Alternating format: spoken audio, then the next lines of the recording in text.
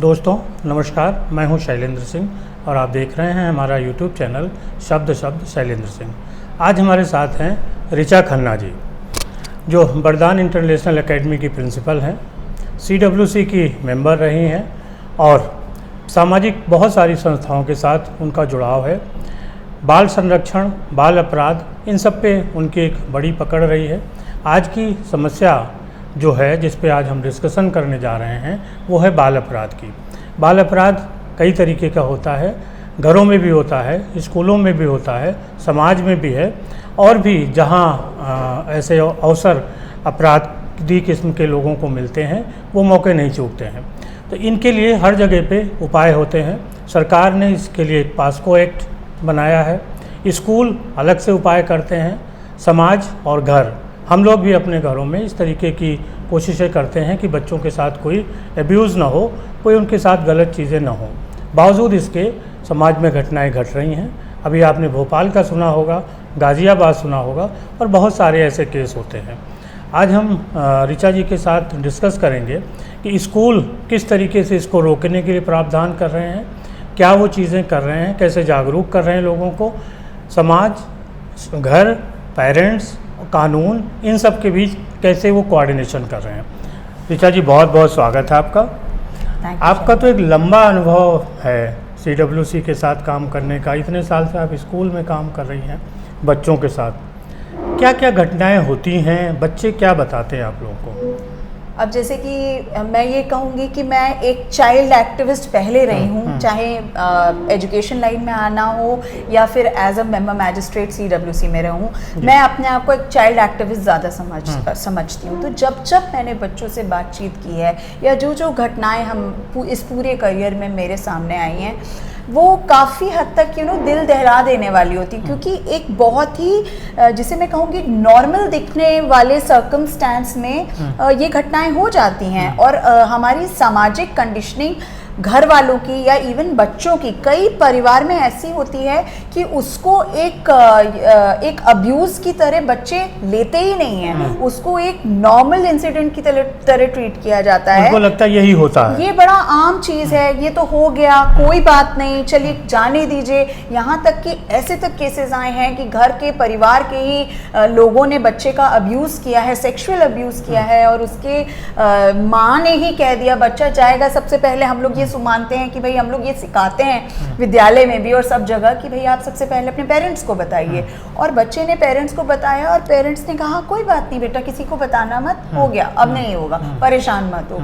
लेकिन ये जो एक एक्ट हो जाता है बच्चे के साथ, ये फिर उसके बाद बच्चे के दिल और दिमाग पे एक ऐसा वूंड दे जाता है, एक ऐसी चोट पहुंचा जाता है जिसका खामियाजा बच्चे को आजीवन भुगतना पड़ता है। क्योंकि उसकी आगे इवन अडल्टहुड में उसकी जो रिलेशनशिप्स हैं, जो इमोशनल EQ है, वो सब इससे ही अफेक्ट हो जाती है। अच्छा। तो इस तरीके के जो इंसिडेंट्स होते हैं, इन बहुत ज़रूरी होता है, बहुत कुछ होता है। मतलब इवन फॉर दैट मैटर, केवल हम कई बार सेक्शुअल अब्यूज़ की बात करते हैं, बट अदर इमोशनल अब्यूज़ भी होता है।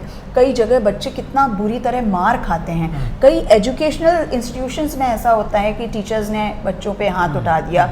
बच्चे उस समय जो डैमेज होता है या चोट खाता है वो अलग बात है, लेकिन एक जो इमोशनल डैमेज होता है वो बहुत बड़ा हो जाता है।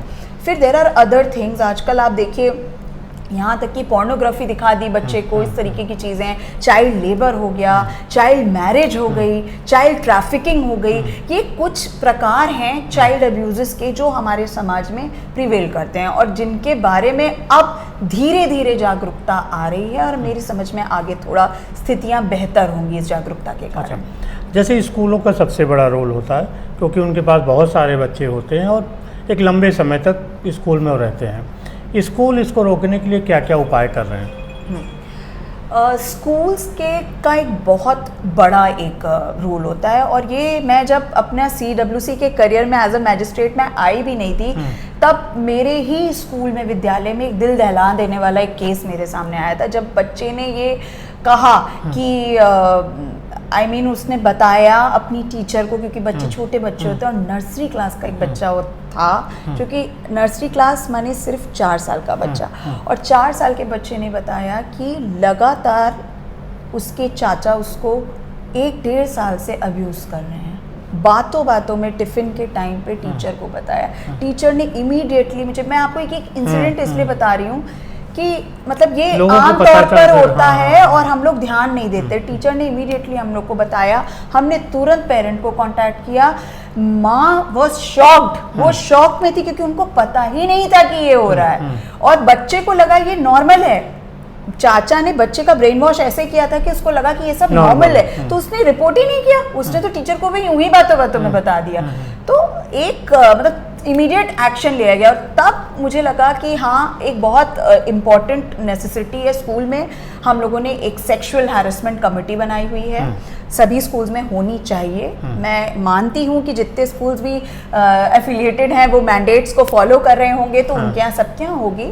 तो ये सेक्सुअल मैनेजमेंट कमेटी हमारी हैरेसमेंट कमेटी होती है। इसमें एक मैनेजमेंट मेंबर होता है, एक टीचर रिप्रेजेंटेटिव होते हैं, एक ऑफिस के रिप्रेजेंटेटिव होते हैं और एक एनजीओ से भी एक रिप्रेजेंटेटिव होता है। हाँ, तो एक इस तरीके की एक हैरेसमेंट कमेटी होती है। इसके लिए हम एक अपनी सुझाव पेटिका, शिकायत पेटिका भी एक रखते हैं कि कभी कोई बच्चा सामने नहीं आना चाहता बट वो चाहता है कि अपनी प्रॉब्लम को वो रीच आउट करे या सीक्रेटली एनोनिमिटी के साथ वो चाहता है, तो वो हमने सुझाव पेटिका डाल रखी है जिसको हमारी एक कमेटी है वो बेसिकली निकालती है और लिख के वो अपनी उनका सॉल्व करते हैं। एक सेक्सुअल हैरेसमेंट कमेटी होगी। उसके अलावा सीबीएसई का अगेन एक मैंडेट है कि स्कूल्स में एक काउंसलर होना बहुत ज़रूरी है, एक साइकोथेरेपिस्ट होना बहुत ज़रूरी है, जो क्लास टू क्लास बच्चों की नॉट ओनली अवेयरनेस करे बल्कि एक बच्चों से ऐसा लिंक स्टैब्लिश करे कि कभी भी इस तरीके की कोई भी एक्टिविटी हो रही है तो बच्चा फ्रीली उस काउंसलर को अप्रोच करे और काउंसलर इंटरवीन करे। जहाँ पर उसको टीचर्स को के थ्रू उस बच्चे को हेल्प करना है तो टीचर को वो काउंसिल करे, जहाँ पर पेरेंट्स का इन्वॉल्वमेंट है वहाँ पर पेरेंट को हैंडल करे। तो एक काउंसलिंग हो गई। अलावा इसके हम अपने स्कूल में सभी विद्यालयों में होता होगा, मैं मान के चल रही हूँ, काउंसलिंग सेशंस बहुत होते हैं। जिसमें कि बच्चों को, जैसे आपका मान लीजिए नर्सरी से लेकर 12th तक की क्लास को अगर हम केटर कर रहे हैं, एक 3 साल के बच्चे से लेकर हम 18 साल के बच्चों को हम केटर कर रहे हैं, तो हर एज ग्रुप को चाइल्ड अब्यूज़ के बारे में या उससे हम कैसे बचाव कर सकते हैं या आजकल क्या क्या रूल्स और नियम आ गए हैं जो हमें हेल्प कर सकते हैं, इसके बारे में सबको जागरूक करना बहुत ज़रूरी है। और हम जानते हैं कि जिस तरीके से जो चीज़ एक 4 वर्ष का बच्चा समझेगा वो 18 वर्ष का नहीं समझेगा, तो सब आयु वर्ग को डील करने का, हैंडल करने का एक अलग तरीका होता है। वर्कशॉप जैसा, वर्कशॉप्स और सेशंस के थ्रू हम डिफरेंट एज ग्रुप्स को टारगेट करते हैं और उनकी एज स्पेसिफिक काउंसलिंग करते हैं। उनको सारी चीज़ें जिसको हम गुड टच बैड टच कहते हैं और क्या क्या हो सकता है जो बच्चे ध्यान नहीं देते, कहाँ कहाँ हमें सजग सचेत रहने की ज़रूरत है, बच्चों को बताने की ज़रूरत है, बच्चों को ये बताना कि भाई आप अपनों से भी बच के रहिए। ये एक बहुत बड़ी, से ज़्यादा बच के रहिए, अपनों से ज़्यादा, बिकॉज बच्चे उनके टच में ज़्यादा हैं, तो उनके लिए वो बहुत इजी एक्सेस टू चाइल्ड है, तो वो ज़्यादा वल्नरेबल स्थिति में है, वो ज़्यादा प्रोन टू सेक्सुअल अब्यूज़ हो सकते हैं, चाइल्ड अब्यूज़ हो सकते हैं। इसलिए वो सारी चीज़ें हम लोग counselling sessions not only for children, हम टीचर्स को भी ट्रेनिंग करते हैं उसकी, क्योंकि अल्टीमेटली बच्चे का first go to person teacher होता है विद्यालय में। तो टीचर्स को भी हम इस तरीके से ट्रेन करते हैं कि वो तुरंत बच्चा से अप्रोच कर ले। एक पर्टिकुलर हमारी काउंसलर मैम ने एक फॉर्मेट दे रखा है जिसमें हम बच्चे का अगर मान लीजिए बिहेवियरल चेंजेस कुछ आ रहे हैं तो वो किसी भी कारण हो सकते हैं और उसके पीछे चाइल्ड अब्यूज़ भी हो सकता है, तो उसको पूरे उसके पॉइंटर्स हैं जिन पे वो टीचर फॉर्म भरता है और फिर वो केस आ जाता है काउंसलर मैम के पास। तो इस तरीके से हम लोग इनको टेकअप करते हैं। पेरेंट्स की सेशंस अलग लेते हैं। तो मेरे ख्याल से एक मास जागरूकता, जिसे कहते हैं ना, मास अवेयरनेस की ज़रूरत है और एक एजुकेशनल इंस्टीट्यूशन जितने अच्छे तरीके से इस चीज़ को कर सकता है, मुझे लगता है शायद नहीं कर पाएगा, तो हम लोग उसी में प्रयास कर रहे हैं। अच्छा, जैसे जिन बच्चों के साथ ऐसी घटनाएं होती हैं, क्या उसका असर इनके व्यवहार पे भी पड़ता है? जब कोई उनको लगता होगा कि हाँ हमारे साथ हो गया, चिड़चिड़े हो गए या पढ़ाई पे ध्यान नहीं जा रहा या कुछ और चीज़ें भी एक्टिव करते हो? बिल्कुल आप सही कह रहे हैं और मेरे ख्याल से एक बहुत बड़ा ये इंडिकेटर होता है पता करने का, क्योंकि सबसे पहला जो एक निशानी होती है वो बच्चे का एक चेंज्ड बिहेवियर होता है।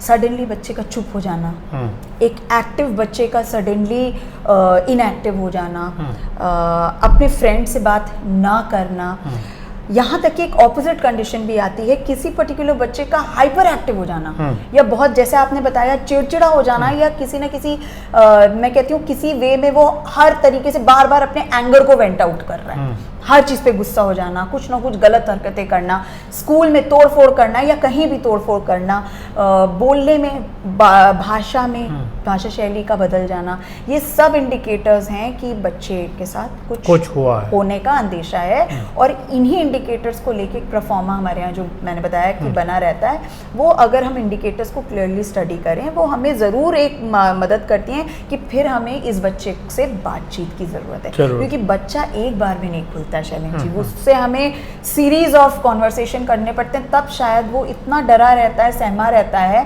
कि वो तीसरे चौथे कॉन्वर्सेशन में शायद बताता है एग्जैक्टली उसके साथ हुआ। इसकी एक वजह ये भी होती है क्योंकि हम चाहे फैमिली के रूप में या इंस्टीट्यूशन के रूप में बच्चों के साथ जो ऐसी बातें नहीं करते जो उनके सेक्सुअल चीज़ों से जुड़ी होती है, जिसको सेक्स एजुकेशन भी बोलते हैं, तो बच्चे को लगता है कि ये गलत बात है और हमें आगे नहीं बतानी है। जी, छिपाने का ये एक बड़ा कारण है। मुझे ऐसा लगता है यहाँ पर मैं बिल्कुल इस चीज़ पे बहुत ही स्ट्रिक्ट, मेरा इस बात पे विद्रोह है, क्योंकि हम लोग स्कूल में इन चीज़ों के बारे में खुल के डिस्कशन करते हैं। इनफैक्ट हमारे जितने सेशंस होते हैं, जितने वर्कशॉप्स होती हैं, उसमें हम सारी टर्मिनोलॉजी यूज़ करते हैं, सब कुछ बताते हैं, क्योंकि देखिए हम जो बताएंगे बच्चे को वो कम से कम सही बता रहे हैं। अगर वही चीज़ें बच्चा अपने आयु वर्ग के, मतलब एक अडल्ट के उसको उसी कॉन्सेप्ट को समझाने में, और एक खुद ही अपनी सिमिलर एज का बच्चा उसे किस भाषा में क्या समझा रहा है और कितना ज्ञान दे रहा है, ये हम आप समझ सकते हैं कि वो उसके लिए बहुत ही वो टॉक्सिक नॉलेज हो जाएगी और वो अदरवाइज भी हो सकती है, खतरनाक। तो मुझे लगता है ये अब समाज में मुझे लगता है हाई टाइम आ गया है कि इन सब चीज़ों में, आप मीडिया ही देख लीजिए, हम चाहे जितना रोकें अपने आप को, पर इतना एक्सपोजर है, तो थोड़ा सा जब वो एक्सपोजर हो ही रहा है, तो अगर हम उसके साथ उस एक्सपोजर के साथ अवेयरनेस भी सही दें बच्चे को, अपने बच्चों को, not only in schools but परिवार में भी इन सब चीज़ों के बारे में बातचीत को नॉर्मल बनाना बहुत जरूरी, एक नॉर्मलसी लाना बहुत जरूरी है। और ये जो एक सोशल कंडीशनिंग जो चलती आ रही है ज़माने से, इसमें कुछ बदलाव की ज़रूरत है, तो ये होगा तो मुझे लगता है बेहतर हो जाएंगी चीज़ें। सरकार ने पास्को एक्ट बनाया, आप CWC में रही हैं, क्या असर पड़ा है उस पास्को एक्ट का इन वारदातों पे? देखिए, पॉक्सो एक्ट हमारा 2012 में आया था, और ये मुझे लगता है बहुत ही एक हेल्पफुल और जिसे कहते हैं नीड ऑफ द टाइम वाला एक्ट था। इसकी बहुत ज़रूरत थी क्योंकि बहुत हिडन केसेस आ रहे थे, और जैसे प्रिवेंटिव मेजर्स या जो एक्ट उन लोगों पे एक्शंस जो कल्प्रिट्स होते थे लेने चाहिए थे, वो हो नहीं रहा था। पॉक्सो एक्ट ने आकर इस चीज़ को पूरा तरीके से स्ट्रक्चर कर दिया। बस मैं ये कहूँगी कि 2012 से इसके एक्चुअल इम्प्लीमेंटेशन और एग्जीक्यूशन को समझने और होने में थोड़ा समय ज़रूर लग गया है, लेकिन पिछले 4-5 सालों में आप देखेंगे कि लोग बहुत अवेयर हो गए हैं, बहुत सारे अवेयरनेस प्रोग्राम्स के थ्रू बहुत सारे इतने केसेस हो रहे हैं, और मेरे ख्याल से मीडिया ने भी इसको बहुत हाईलाइट किया, which is a good thing because people should know. तो इसके कारण मतलब आपका जो ये protection of children against sexual offences act है, ये एक मजबूत एक्ट के रूप में सामने आया है, और इससे लोगों में डर आ गया है। और यहाँ तक कि अब जैसे स्कूल्स में वर्कशॉप्स हो रही हैं, घर पे बातचीत हो रही है, मीडिया में रिफ्लेक्ट हो रहा है पॉक्सो एक्ट के बारे में, तो न सिर्फ बच्चे भी अवेयर हैं, एडल्ट्स भी अवेयर हैं। तो जो कल्प्रिट्स हैं वो भी अवेयर हैं, जो भोगी हो सकते हैं वो भी अवेयर हैं, और उनके पेरेंट्स जो पहले सामाजिक डर से चुप हो जाते थे, नहीं बताते थे कि आगे क्या होगा बच्चे का, वो भी अब देखिए उनका डर हट रहा है, वो भी सामने आ रहे हैं, and they are all taking a call कि नहीं, हमें एक्शन लेना है, इट इज़ एब्सोल्युटली नॉर्मल। इतने केसेस हैं, भोपाल केस है, आगे हम लोगों ने शुरुआत आपने की, जितने भी केसेस हैं सब में पॉक्सो एक्ट बहुत ही सक्रिय रूप से सामने आया, और मुझे लगा ये विन विन सिचुएशन है। और इसमें ये भी है कि अगर किसी को पता भी है कि बच्चे के साथ ऑफेंस हुआ है, अब्यूज हुआ है, और वो नहीं बताता है, वो भी कल्प्रिट है, तो ये अपने आप में चेतावनी है उन लोगों के लिए, डर बिठाने की बात है। और मुझे लगता है जो लोग इतने हीनियस क्राइम्स में इंडल्ज कर रहे हैं, उनके मन में ये डर होना, ये भय होना एक अच्छी बात है, ज़रूरी है। जिस तरीके की भावनाएं बढ़ रही हैं, उसके पीछे क्या जिम्मेदारियां सोशल मीडिया की है, क्योंकि उसके ज़रिए एक पोर्नोग्राफी जो है वो बड़े लेवल पे बच्चे की भी पहुंच में है, जो भी सोशल मीडिया यूज़ कर रहा है, इंटरनेट यूज़ कर रहा है, वो है। और बहुत सारे जो रिकॉर्ड्स हैं, जो रिसर्च है, बताती हैं कि टॉप जो सर्च है वो पोर्नोग्राफी को लेके है।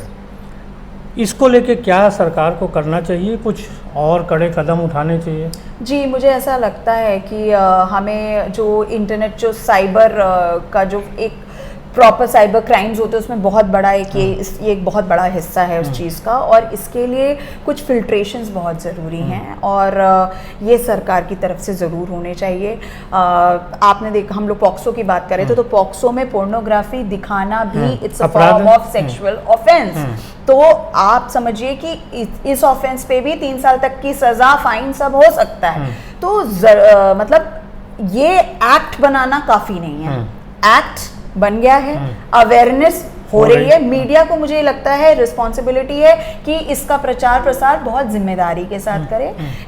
कई बार ये बहुत अच्छा एक दिशा लेके आती है मीडिया, हमें बहुत अच्छे वे में उसको समझाती है कॉन्सेप्ट्स को, लेकिन कई बार ऐसा भी होता है, जैसे अब चाइल्ड रिलेटेड कोई भी इशू हो, जे एक्ट ये कहता है कि वो कैमरा पे नहीं आना चाहिए, तो कहीं कहीं पे मुझे लगता है मीडिया थोड़ा सा केयरलेस हो जाती है। तो वहाँ पर इनको, क्योंकि बहुत एक सशक्त माध्यम है हमारा, बहुत जिम्मेदारी वाली पोजीशन है, तो थोड़ा सा और जिम्मेदारी की ज़रूरत है, क्योंकि बच्चे का मन बहुत कोमल होता है। वो चीज़ सामने नहीं आनी चाहिए, परिवार पर कोई नेगेटिव इम्पैक्ट नहीं आना चाहिए।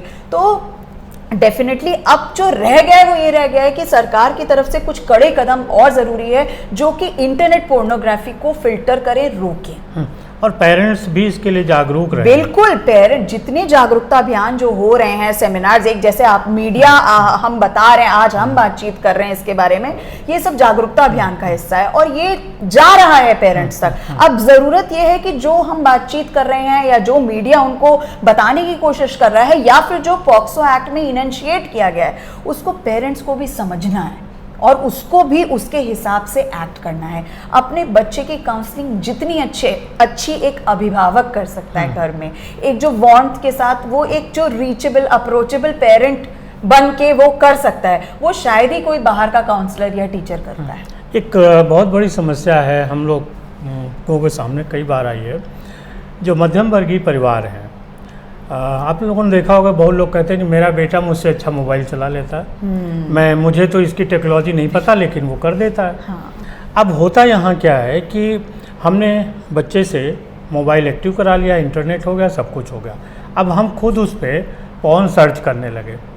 ठीक, उसकी अब हमें ये नहीं पता कि इसकी डिटेलिंग ऑलरेडी हमारे फ़ोन में सेव रहती है।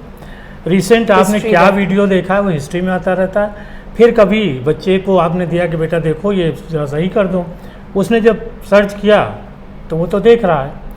तो ये गलतियां पेरेंट्स अनजाने में करते हैं, लेकिन ये एक बड़ी गलती है। बिल्कुल। इस पे कैसे वो रोकें? नहीं, देखिए, ये आपने एक बहुत इम्पॉर्टेंट एक इशू को उठाया है। चाहे कुछ भी हो, अडल्ट होता है और बच्चा होता है। हर एक्ट में, जे एक्ट हो, पॉक्सो एक्ट हो, चाइल्ड क्या होता है, हम बात करते हैं चाइल्ड क्या होता है। कोई भी पर्सन जो कि 18 वर्ष से नीचे है वो एक चाइल्ड होता है। अब उसका दिमाग और एक एडल्ट का दिमाग हमेशा अलग चलेगा, तो जिम्मेदारी किसकी हुई? अडल्ट की हुई ना। आप अगर खुद जिम्मेदारी नहीं उठाएंगे कि हम गलत कंटेंट अपने फोन पे चलाएंगे, एक तो सबसे पहले मेरा इस बात पे बहुत बड़ा मेरा रेफ्यूटेशन है, मैं अपना पॉइंट को रखना चाहूंगी कि कोई भी पेरेंट, कोई भी अभिभावक ये कैसे कह सकता है, जो कि हम और आप भी कहते होंगे कि भाई हमें ये ठीक से नहीं आता, इसको हमसे अच्छा आता है। जो लोग ये कह रहे हैं वो अभी रुक जाएं। वो नहीं यूज करें, तुरंत रुक जाएं। आप या तो छोड़ दीजिए, क्योंकि आपको अगर जमाने के साथ चलना है तो आपको उसी पेस पे आपको भागना पड़ेगा। ये कह के कि बच्चे बेहतर कर रहे, नहीं, कोई बात नहीं, कुछ चीजें हम उन्हें सिखाते हैं, कुछ हम उनसे सीखते हैं, तो आप उनसे सीख लीजिए, लेकिन फिर आपको उस पर पूरा कमांड होना चाहिए। और दूसरी बात, आप एडल्ट हैं, जिम्मेदारी पूरी तरह आपकी है। अगर आपने उस कंटेंट को सर्च किया और आप में इतनी जिम्मेदारी नहीं है कि आप उसको हटाने की आपको नॉलेज नहीं है, आपको उस चीज के बारे में पूरी नॉलेज नहीं है, तो पहली बात आप मत करिए। आप बिल्कुल करिए ही मत वो चीज। दूसरी बात, मतलब फिर आप बच्चे को किसी भी लेवल से दोषी नहीं ठहराएंगे कि हमारा बच्चा बिगड़ा हुआ है, क्योंकि वो बिगड़ा हुआ नहीं है। जो चीज आप उसे थाली में परोस के दे रहे हैं वो क्यों नहीं यूटिलाइज करेगा। तो ये तो मुझे लगता है यहाँ पर अभिभावक अडल्ट है, बच्चे बच्चे हैं। अडल्ट को अपनी समझ और अपनी जिम्मेदारी का यूज करना चाहिए। ये बिल्कुल इस पे मेरा बिल्कुल स्ट्रिक्ट टेक है कि ये तो पूरी तरह से अभिभावक की जिम्मेदारी। बिल्कुल सही बात भी है। तो चलते चलते और कुछ आप इस विषय पे कहना चाहती हैं?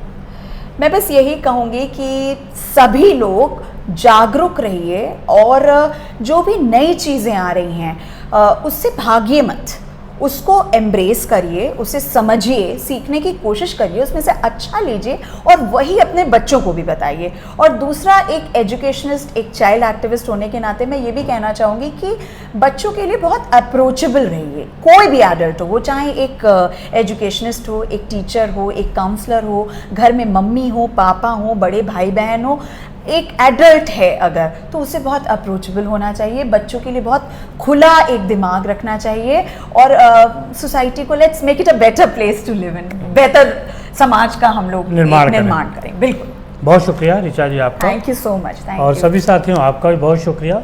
वीडियो को सुनिए, समझिए, जितना आप समझेंगे उतना बेहतर समाज का निर्माण होगा।